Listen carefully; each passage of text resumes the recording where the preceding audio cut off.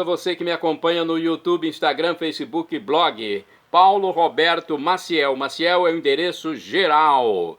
Eu transmito sempre aqui a liturgia da Igreja Católica Apostólica Romana de forma antecipada e de forma voluntária. Eu sou um ajudador dos presidentes de celebração da palavra e celebração eucarística. Neste vídeo, a liturgia referente ao dia 3 de maio de 2026, quarta-feira, sexta semana da Páscoa do Senhor Jesus. O ano litúrgico é o ar, a cor é branca.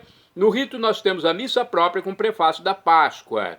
A missa pode ser também uma memória facultativa, aí vai depender do presidente do ofício. Memória facultativa, a cor permanece branca, é homenagem a Nossa Senhora de Fátima, já que o dia 13 de maio é o dia de Nossa Senhora de Fátima. Em 13 de maio, na cova de Iria, eis que apareceu a Virgem Maria. Ave, ave, ave Maria, ave, ave, ave Maria. Primeira leitura é a leitura dos Atos dos Apóstolos, capítulo 17, versículo 15, versículo 22, ao capítulo 18, versículo 1. Naqueles dias, os que conduziram Paulo levaram-no até Atenas. De lá, voltando, transmitiram a Silas e Timóteo a ordem de que fossem ter com ele o mais cedo possível, e partiram. De pé no meio do Areópago, Paulo disse: Homens atenienses, em tudo eu vejo que vós sois extremamente religiosos. Com efeito, passando e observando os vossos lugares de culto, encontrei também um altar com esta inscrição: ao Deus desconhecido. Pois bem, esse Deus que vós adorais sem conhecer é exatamente aquele que eu vos anuncio. O Deus que fez o mundo e tudo o que nele existe, sendo o Senhor do céu e da terra. Ele não habita em santuários feitos por mãos humanas. Também não é servido por mãos humanas, como se precisasse de alguma coisa, pois ele é que dá a todos vida, respiração e tudo mais. De um só homem ele fez toda a raça humana para habitar sobre toda a face da terra, tendo fixado os tempos previamente estabelecidos e os limites de sua habitação. Assim fez para que buscassem a Deus e para ver se o descobririam, ainda que as apalpadelas. Ele não está longe de cada um de nós, pois nele vivemos, nos movemos e existimos. Como disseram alguns dentre vossos poetas, somos da raça do próprio Deus. Sendo, portanto, da raça de Deus, não devemos pensar que a divindade seja semelhante a ouro, prata ou pedra, trabalhados pela arte e imaginação do homem. Mas Deus, sem levar em conta os tempos da ignorância, agora anuncia aos homens que todos e em todo lugar se arrependam, pois ele estabeleceu um dia em que irá julgar o mundo com justiça por meio do homem que designou diante de todos, oferecendo uma garantia ao ressuscitá-lo dos mortos. Quando ouviram falar da ressurreição dos mortos, alguns caçoavam e outros diziam: nós te ouviremos falar disso em outra ocasião. Assim Paulo saiu do meio deles. Alguns, porém, uniram-se a ele e abraçaram a fé. Entre eles estava também Dionísio, o Areopagita, uma mulher chamada Dâmaris, e outros com eles. Paulo deixou Atenas e foi para Corinto. Palavra do Senhor, graças a Deus. Agora temos o Salmo responsorial, é o Salmo 148 na Bíblia Vulgata e também na Bíblia de Jerusalém, porque aqui não faz distinção de número. Muitas vezes um número é diferente nas duas Bíblias, mas aqui pelo que eu pesquisei, é 148 na Vulgata e na de Jerusalém. Versículos 1 ao 2, 11 ao 12ab, 12c ao 14a, 14bcd e o refrão: da vossa glória estão cheios o céu e a terra. Repitamos: da vossa glória estão cheios o céu e a terra. Louvai o Senhor Deus dos altos céus, louvai-o no excelso firmamento, louvai-o anjos seus todos, louvai-o, legiões celestiais. Da vossa glória estão cheios o céu e a terra. Reis da terra, povos todos, bendizei-o. E vós, príncipes, e todos os juízes, e vós, jovens, e vós, moças e rapazes, anciãos e criancinhas, bendizei-o. Da vossa glória estão cheios o céu e a terra. Louvem o nome do Senhor, louvem-no todos, porque somente o seu nome é excelso. A majestade e esplendor da sua glória ultrapassam em grandeza o céu e a terra. Da vossa glória estão cheios o céu e a terra. Ele exaltou seu povo eleito em poderio. Ele é o motivo de louvor para os seus santos. É um hino para os filhos de Israel, este povo que ele ama e lhe pertence. Da vossa glória estão cheios o céu e a terra. Repitamos: da vossa glória estão cheios o céu e a terra. Vamos ao Evangelho agora. Vamos aclamar o Santo Evangelho e depois proclamá-lo. O Evangelho de hoje, escrito por São João, capítulo 16, versículos do 12 ao 15. Vamos aclamar primeiro? Aleluia, aleluia, aleluia, aleluia. Aleluia, aleluia, aleluia, aleluia. Rogarei ao meu Pai, e ele há de enviar-vos um outro Paráclito, que há de permanecer eternamente convosco. Aleluia, aleluia, aleluia, aleluia. Aleluia, aleluia, aleluia, aleluia. O Senhor esteja convosco, Ele está no meio de nós. Proclamação do Evangelho de Jesus Cristo segundo São João. Glória a vós, Senhor. Pelo sinal da Santa Cruz, purificai, Senhor, minha mente, meus lábios e meu coração, para acolher vossa palavra e que ela produza frutos na minha vida. Naquele tempo, disse Jesus aos seus discípulos: tenho ainda muita coisa a dizer-vos, mas não sois capazes de as compreender agora. Quando, porém, vier o Espírito da verdade, ele vos conduzirá à plena verdade. Pois ele não falará por si mesmo, mas dirá tudo o que tiver ouvido e até coisas futuras vos anunciará. Ele me glorificará, porque receberá do que é meu e vô-lo anunciará. Tudo que o Pai possui é meu. Por isso disse que o que ele receberá e vos anunciará é meu. Palavra da salvação. Glória a vós, Senhor. Olha que coisa bonita, né? Reunidos em nome do Senhor Jesus, por meio do qual vivemos nos momentos e existimos, nós celebramos o mistério pascal de Cristo, desejosos de compreender sempre mais a mensagem da sua ressurreição. Então, com esse propósito, nós caminhamos rumo à plena verdade para dialogarmos, como Paulo no Areópago, com todas as culturas e realidades atuais deste mundo. Vamos saber explicações sobre o texto do Evangelho. Aqui no livro Palavra e Vida, temos essa mensagem. A verdade que o Espírito Santo vai nos manifestar não é a que se insere nos livros e se acumula nas bibliotecas. Se assim fosse, nossa verdade seria medida pelo número de livros de nossas estantes.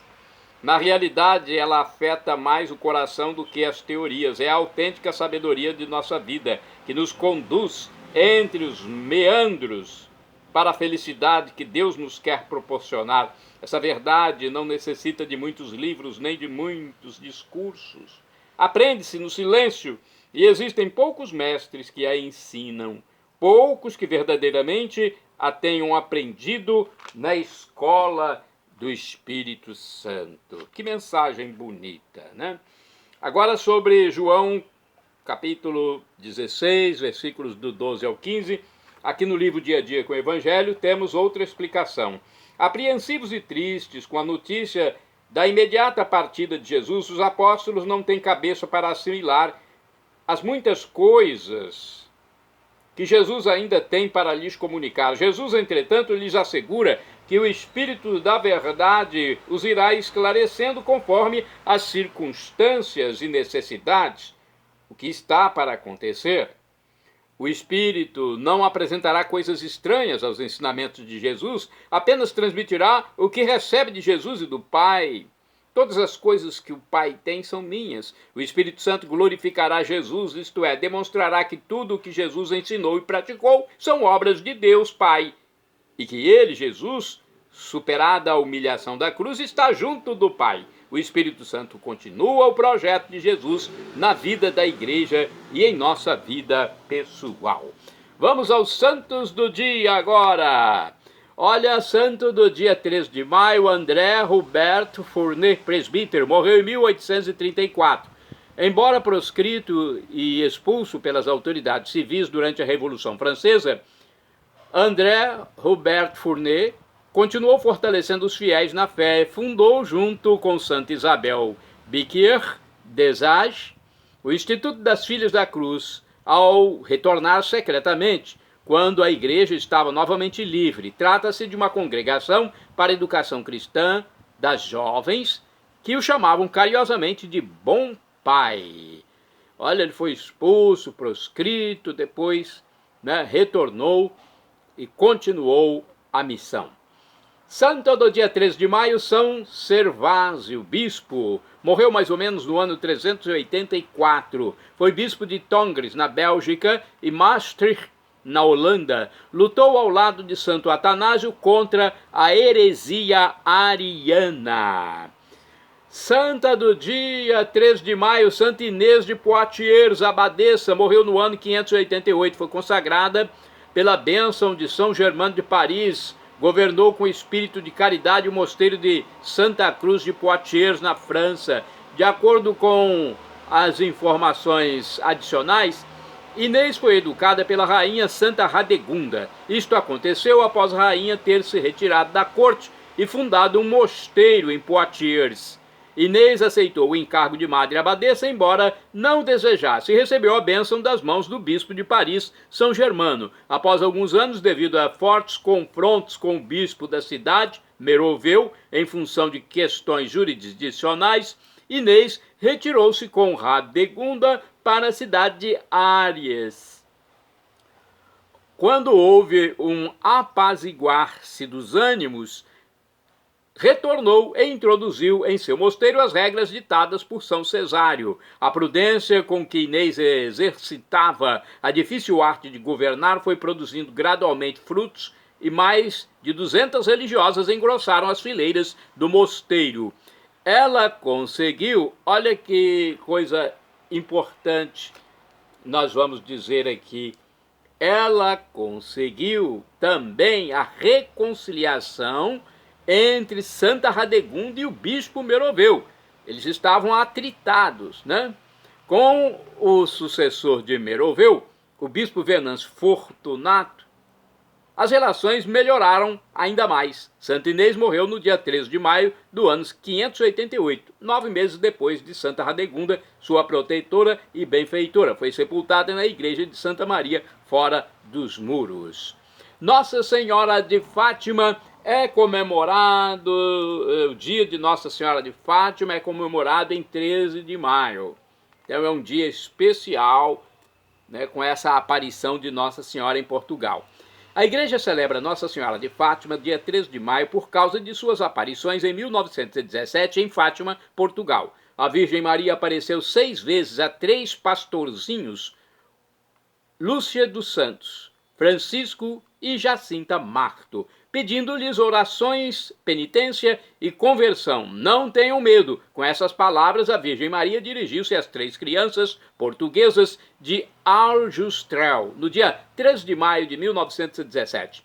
Na manhã de um esplêndido domingo, Lúcia dos Santos, de 10 anos, e seus primos Jacinta e Francisco Marto, de 7 e 9 anos, participaram da Santa Missa na paróquia de Fátima. Em seguida, levaram suas ovelhas para pastar no declive da cova de Iria. Depois, ao ouvirem o toque dos sinos para o ângelus, puseram-se a rezar o terço, como faziam costumeiramente. Momentos mais tarde, enquanto brincavam, ficaram assombrados pelo aparecimento de um clarão imprevisto. Olha como Nossa Senhora apareceu.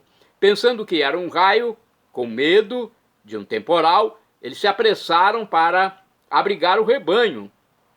Mas logo depois foram surpreendidos por outro clarão sobre um carvalho, no qual viram uma senhora vestida de branco e radiante de luz, que lhes disse: vou pedir-lhes para que venham aqui todo dia 13, por 6 meses consecutivos, nesta mesma hora. Dir-lhes-ei oportunamente quem eu sou e o que quero. A senhora tinha um vestido com bordados dourados, um cordão de ouro na cintura, um manto cândido e um terço de grãos brancos nas mãos.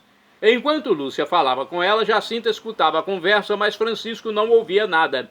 Então Maria perguntou-lhes: vocês querem oferecer-se a Deus, suportar todos os sofrimentos que ele lhes mandar, como ato de reparação dos pecados pelos quais ele é ofendido, e de súplica pela conversão dos pecadores? Lúcia respondeu-lhe: sim, queremos.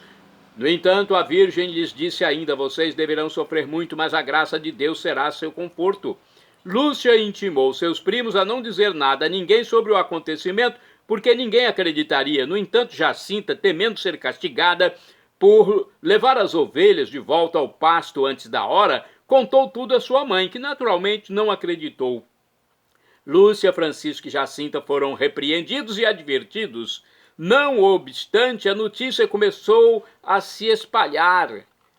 Então, por mais que eles quisessem guardar segredo, a notícia começou a se espalhar. No dia 3 de junho, na hora do encontro, uma pequena multidão uniu-se às 3 crianças. A Virgem pediu a Lúcia para rezar muito, mas também para aprender a ler e a escrever, a fim de poder transmitir as suas mensagens.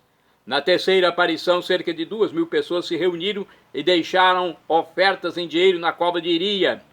Nossa Senhora renovou o convite aos 3 pastorinhos para irem ao mesmo lugar todo dia 13 do mês. Ao mostrar-lhes o inferno, exortou-os a rezar pela humanidade. Lúcia, Francisco e Jacinta receberam zombarias dos incrédulos e até o pároco duvidou da veracidade das suas narrações. Por sua vez, também o prefeito do município, ao qual pertencia a Fátima, tentou dissuadi-los. No dia 13 de maio não puderam comparecer na cova de Iria, pois estavam presos. Mas a Virgem Maria apareceu-lhes improvisadamente no dia 19 de agosto, enquanto apacentavam o rebanho em Valinhos, pouco distante de Aljustrel. Lúcia aproveitou para perguntar-lhe o que devia fazer com as ofertas deixadas na cova de Iria. Então Maria lhe respondeu que mandasse construir uma capela naquele local. A aparição repetiu-se pontualmente também no dia 13 de setembro. Neste último encontro, Nossa Senhora prometeu realizar um prodígio para o qual todos acreditassem. No dia frio e cinzento de 13 de outubro, a chuva atingiu 70.000 pessoas, entre as quais muitos jornalistas, fotógrafos e a imprensa internacional.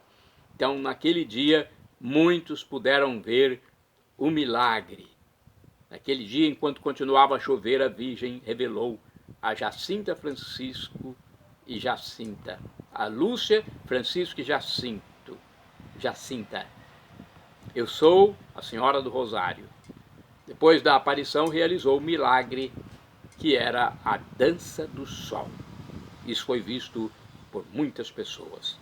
Shalom Adonai é uma expressão hebraica que significa a paz de Deus, é o que eu desejo a todos vocês. Acesse Paulo Roberto Maciel.